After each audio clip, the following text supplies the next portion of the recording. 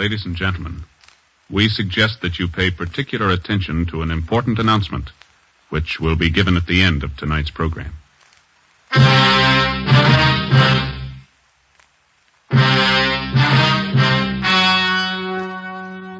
story you're about to hear is true. Only the names have been changed to protect the innocent. Fatima Cigarettes, best of all long cigarettes, brings you Dragnet.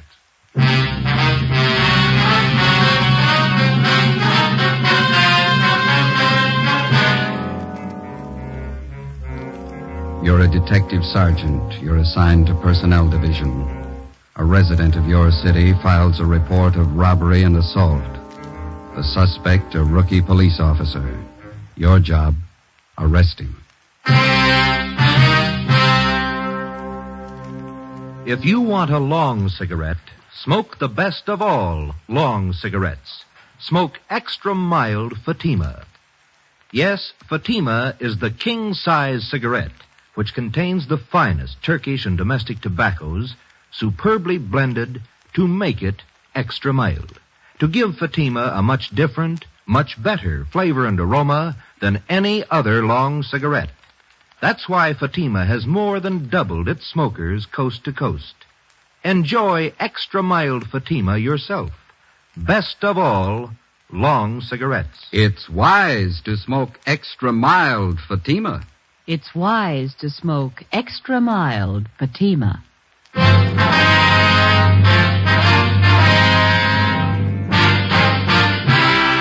Dragnet, the documented drama of an actual crime. For the next 30 minutes, transcribed in cooperation with the Los Angeles Police Department, you will travel step by step on the side of the law through an actual case from official police files. From beginning to end, from crime to punishment, Dragnet is the story of your police force in action. It was Wednesday, April 9th. It was foggy in Los Angeles. We were working a day watch out of personnel. My partner's Ben Romero, the boss's Deputy Chief Holman, Commander BIA. My name's Friday. We were on the way over from the City Hall, and it was 5:25 p.m. when we got to Central Division. The assembly room.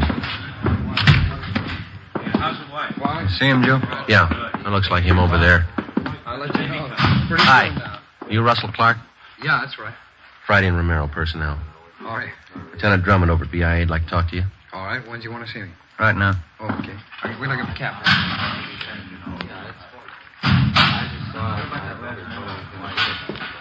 Okay, let's go. What do they want to see me about, you know? Drummond will tell you. Okay.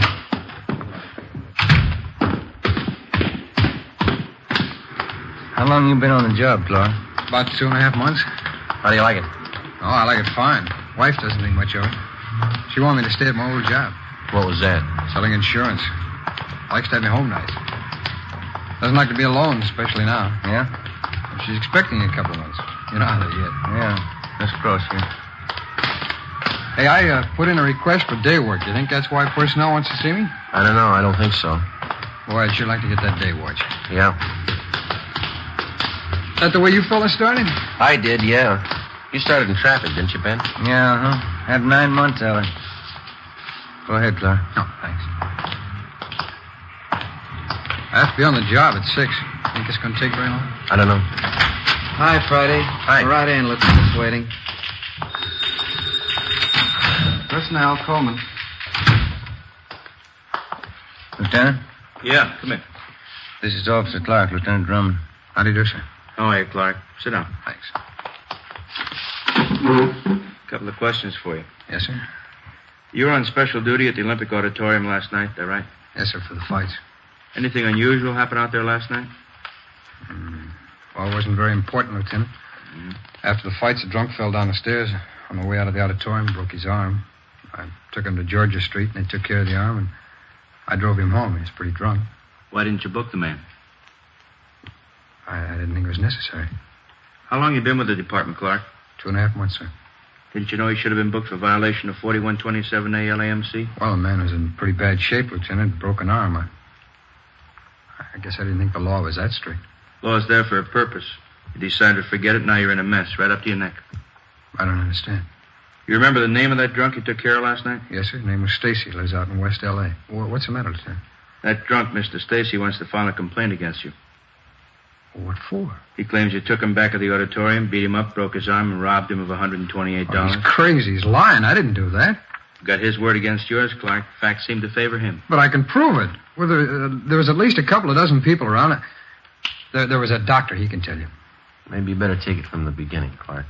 Exactly how did it happen? I was right after the fights. I was on duty in the lobby, and I saw a bunch of people crowding around the foot of the stairs. Yeah?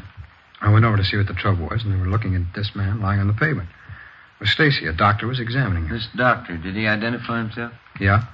I asked for his identification. He showed it to me. Gave me a card. He was doctor, all right. Yeah, go ahead. Well, he told me that he had seen Stacy fall down the stairs coming out of the auditorium. Said that Stacy had broken his left arm.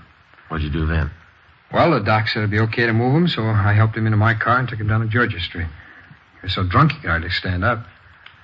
The attendants at Georgia Street took care of his arm. Well, they can tell you all about this. Maybe, but they can't help you out as witnesses. You could have beaten up Stacy, robbed him, then taken him to Georgia Street. But I didn't, Lieutenant. I tell you that Stacy's lying. What'd you do when you left Georgia Street? Well, I drove into Central and told him what happened. I told the watch commander I was going to drive this Stacy home, and he warned me about it. Guess I should have known better, but... Well, I swear to you this Stacy's lying. You should have known better. Where'd you go after you left Central? I drove him home. On the way, he said he was hungry, so I stopped. I bought him a sandwich and some black coffee.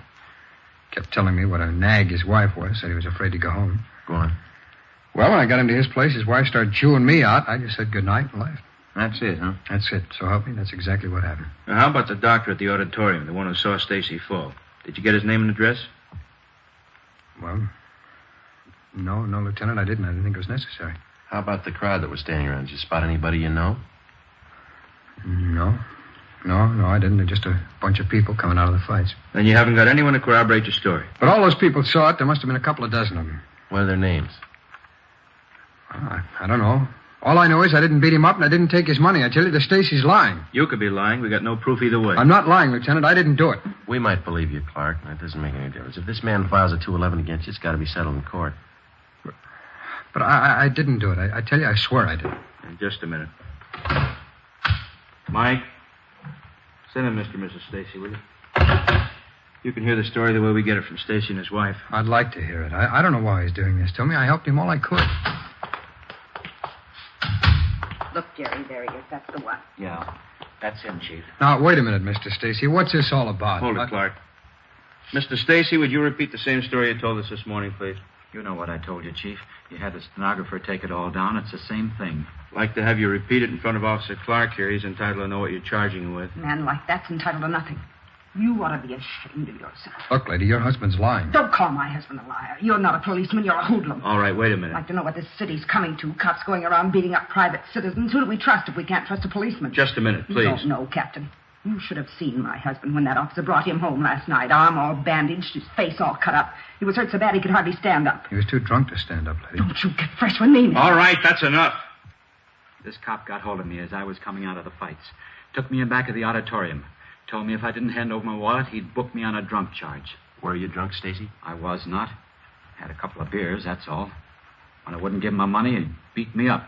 Broke my arm and took my wallet. How do men like you ever get on the police force? He figured he'd cover up, so he took me and had my arm fixed at the emergency hospital. Then he drove me home. Threatened me all the way. He said, you tell anybody about this and I'll get you. That's just what he said. I don't get it, Stacy. You know that story's a pack of lies. Why are you doing this to me? It's the truth. And I'm going to press charges and get my money back. $128. What have you done with it? We can take care of the questioning, Mrs. Stacy. I don't see you doing it. Make him tell. Where's our money? I haven't got it. Don't talk back to me. Mr. Stacy, you and your wife want to file a crime report at this time. We want to press charges. Romero? Yeah? Take Mr. and Mrs. Stacy down to Record Bureau, have them make out a report for 211 and assault. Right. Get them this way, please. Now listen. We're going to get action if we have to take this to the district attorney. We're not afraid of the publicity. We'll go to the newspaper if we don't get action. Yes, ma'am.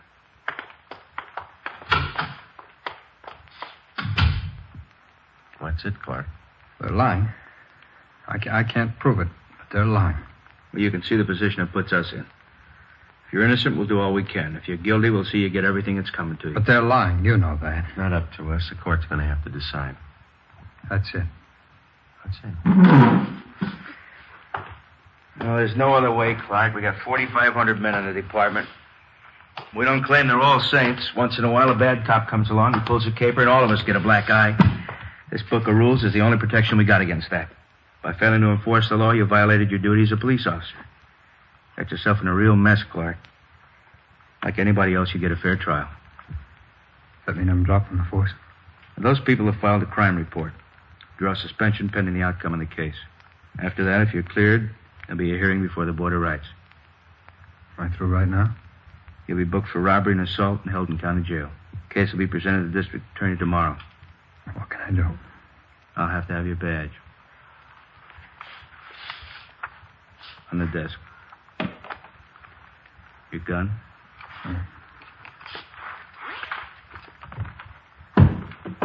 ID card? Yeah. On the desk. Yeah. All right, Joe, that's it. Okay. Take him.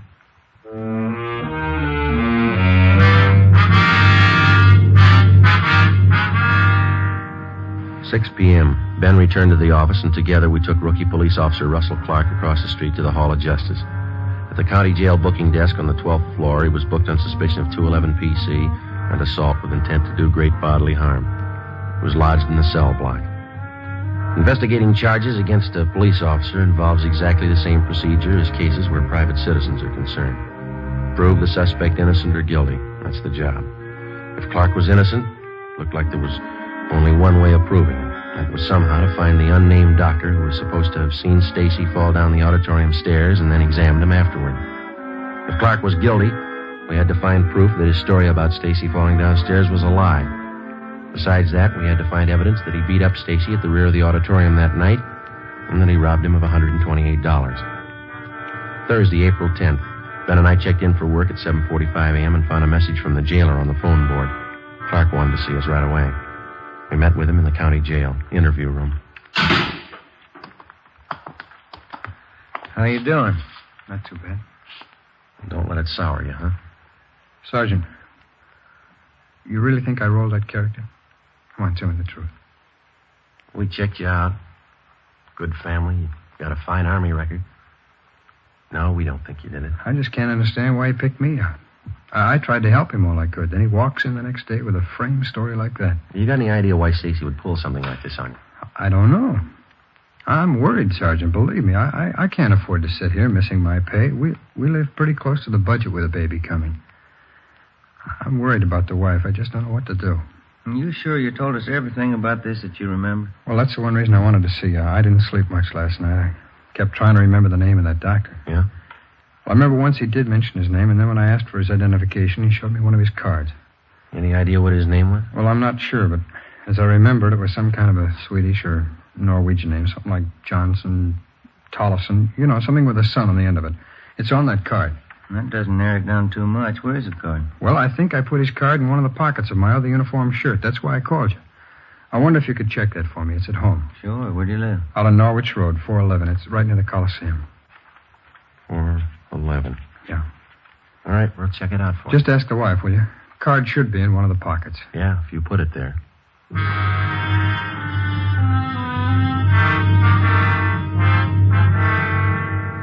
Ben and I left the interview room at the county jail and drove out to the home of Officer Clark on Norwich Road. We introduced ourselves to his wife and told her what we were after. Her eyes were red and looked like she'd been crying. She asked about her husband. We told her he was all right. They're making a terrible mistake, Sergeant. Russ never did anything crooked in his life. He didn't do it. I know he didn't. We'll do everything we can to straighten it out, Mrs. Clark. The court will have the final say. I knew Russ shouldn't have left his insurance job. I just knew it, all this trouble. How about that shirt that your husband told us about, the one he wore that night at the auditorium? Oh, yes, his other uniform shirt. Mm-hmm. Can we see it, please? Oh, yes, certainly. It's right this way, back in bedroom. What's so important about the shirt, Sergeant? Your husband told us that there might be a card in one of the pockets. Might help clear up things. Well, it should be hanging up here in the closet. I always like to keep Russ's shirts on hangers. He keeps them much nicer looking. What's the matter? This morning I sent it to the cleaners.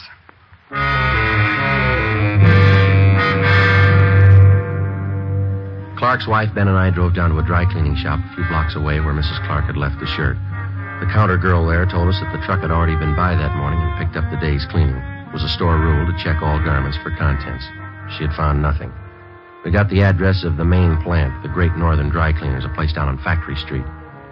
10:15 a.m. We checked in at the main plant and explained to the manager what we were after. We gave him the tag number of her cleaning, and Mrs. Clark gave him the description of the shirt.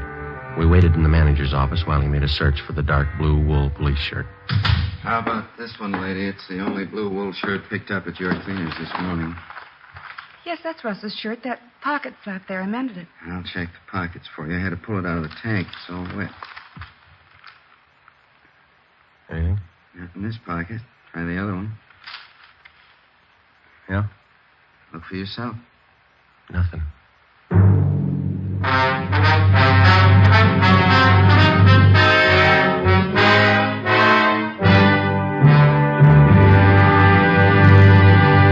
You are listening to Dragnet, the case history of a police investigation, presented in the public interest by Fatima Cigarettes. If you smoke a long cigarette, it will be in your interest to listen to a typical case history of a Fatima smoker. It's the case of Northwest Airlines stewardess Jean Madsen. This is her actual signed statement. There's one thing I really look forward to after a long flight. A good, mild smoke. That's why I prefer the new king-size Fatima. It's milder than any other long cigarette I've tried. Yes, I agree. It's wise to smoke extra mild Fatima. And so do more and more smokers every day. Actual figures show extra mild Fatima has more than doubled its smokers coast to coast. So enjoy extra mild Fatima yourself. The king-size cigarette, which contains the finest Turkish and domestic tobaccos, superbly blended to make it extra mild. You will prefer Fatima's much different, much better flavor. You will agree. It's wise to smoke extra mild Fatima. It's wise to smoke extra mild Fatima. The best of all long cigarettes.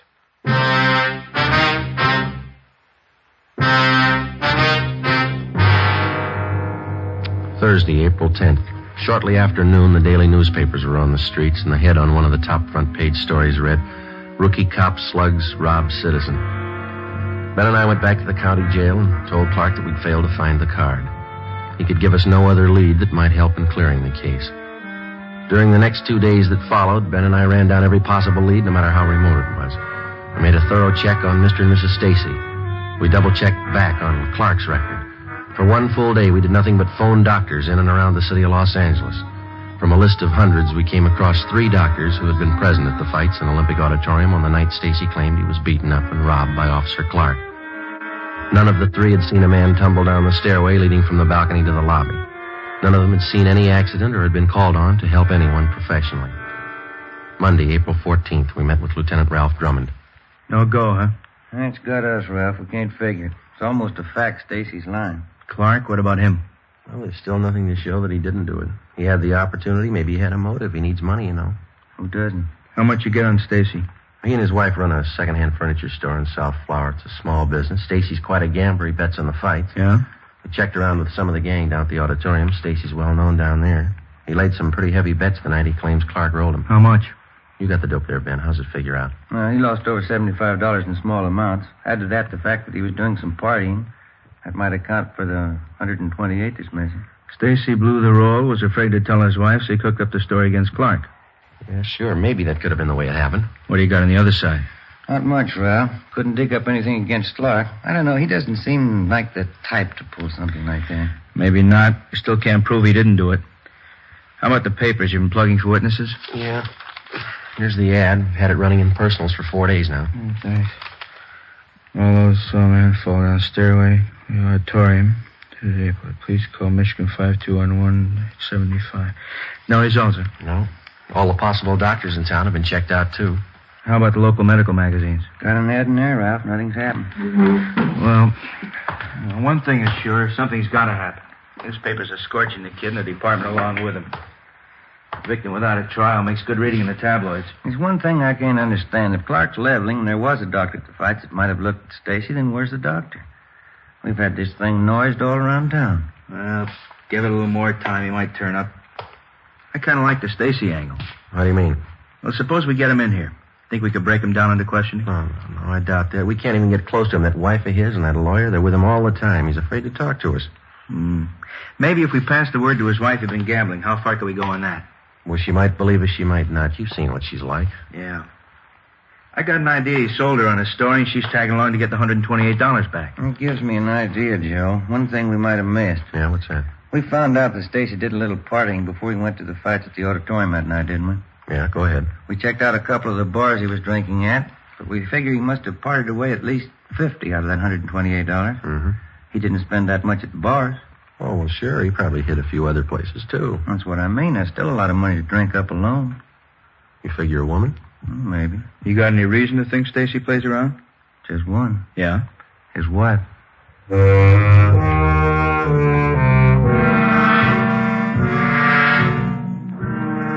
Monday, 1 p.m. Ben and I started to canvass of bars and small nightclubs in the general area around the Olympic Auditorium. We started with those where Stacy was a regular customer.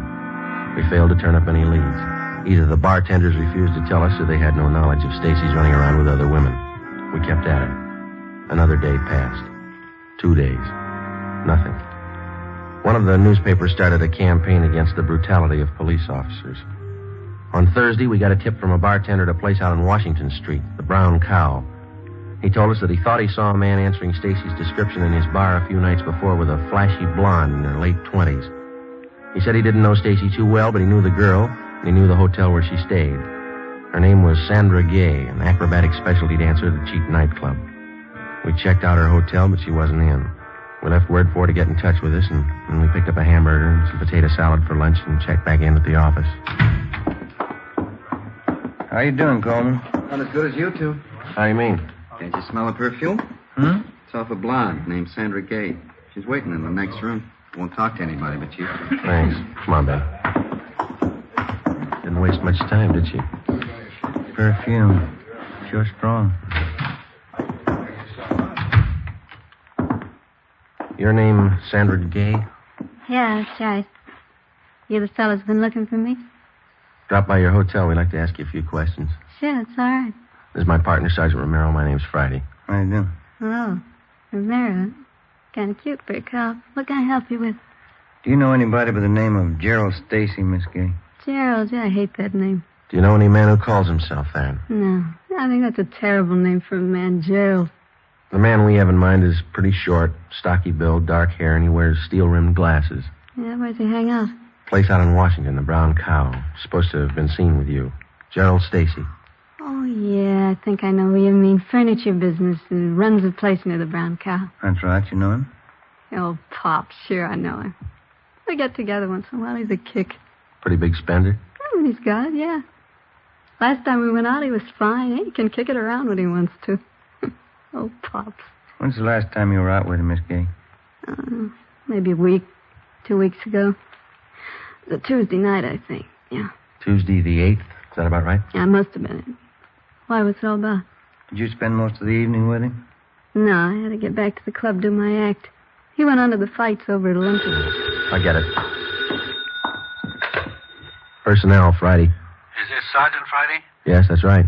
This is Dr. Samuelson talking, Sergeant. I've been out of town. I just got back this morning. I saw the ad in the paper. Yes, sir?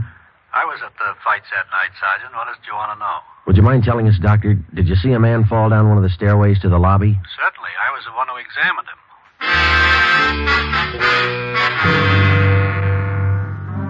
5 p.m. Mr. and Mrs. Stacy were called to Lieutenant Drummond's office. Arrangements were made to have Officer Russell Clark brought over from his cell in county jail. At 5:15, Ben and I checked into the lieutenant's office. Stacy and his wife were already there. Certainly proud of our police department, Chief. No whitewashing this time. You gave that fella exactly what he had coming. Thanks. You sure you didn't make a mistake? I'm sure, Chief. That's the right man. You got him. Jerry, don't make mistakes on things like this, Inspector. How about our money, the $128? He tell you where he hid it? No, he hasn't. We're bringing Officer Clark in from county jail. Figure we try to crack him. That's right. Make him tell what he did with our money. Joe, will you have Officer Clark brought in? By the way. All right. There he is. Where's our money? What have you done with it? Just a minute, please. Stacy, you sure Officer Clark here's the man who beat you up and robbed you? Of course he is. Dragged me behind the auditorium and almost beat me to death. Broke my arm, took all my money. $128. Where is it? I haven't got your money. Joe, bring the doctor in. Right, Lieutenant.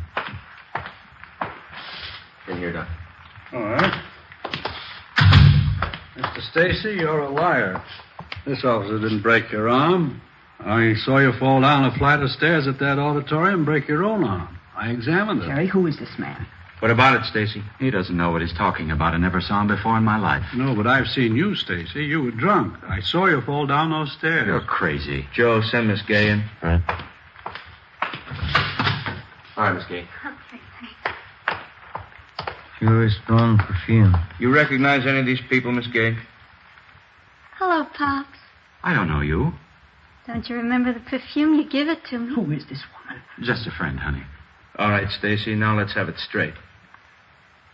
It was all a mistake. I don't want to make trouble for anybody. It wasn't this cop's fault. I don't want to make any trouble. What about this woman? It was all a mistake, believe me. You took that money, Gerald. You spent it on her. Now, wait a minute. Causing all this trouble, squandering our money. After all I did for you, you're no good. This time I'm through. All right, Clark, let's go. Okay. Well, that's it. I don't know how to thank you, fellas. And the doctor's the best friend you got. Yeah? Yeah, I better call her wife. She'll want to know. Friday, phone message for you here. Oh, thank you. From your wife, Clark. Yeah? She found that doctor's card.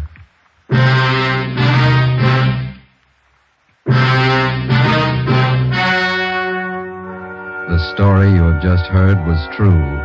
Only the names were changed to protect the innocent. On September 2nd, trial was held in Municipal Court, Division 7, City and County of Los Angeles, State of California. In a moment, the results of that trial.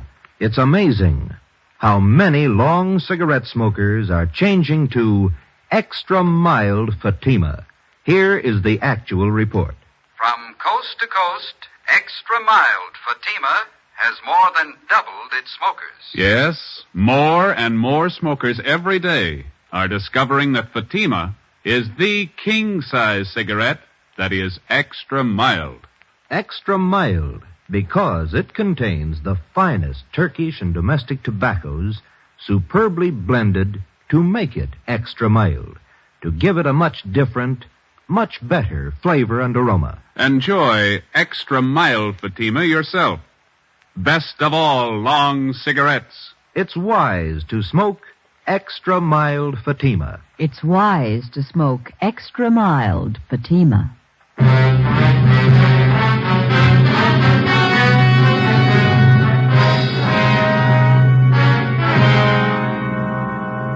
Gerald Stacy was tried on charges of filing a false crime report. He was convicted under Section 5250 LAMC and served his term as prescribed by law. Officer Russell Clark was returned to duty with full back pay. Ladies and gentlemen, in response to thousands of letters asking us to broadcast Dragnet at an earlier hour so that the entire family might hear it, we wish to announce that summer scheduling enables us to fulfill these requests. Beginning next Thursday, June 8th, Fatima Cigarettes will bring you Dragnet 1/2 hour earlier over most of these stations. Consult your local newspaper for exact time.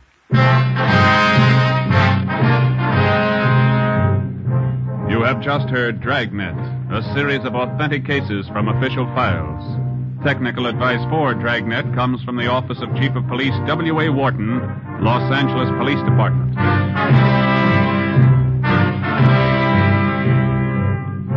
Fatima Cigarettes, best of all long cigarettes, has brought you Dragnet, transcribed from Los Angeles.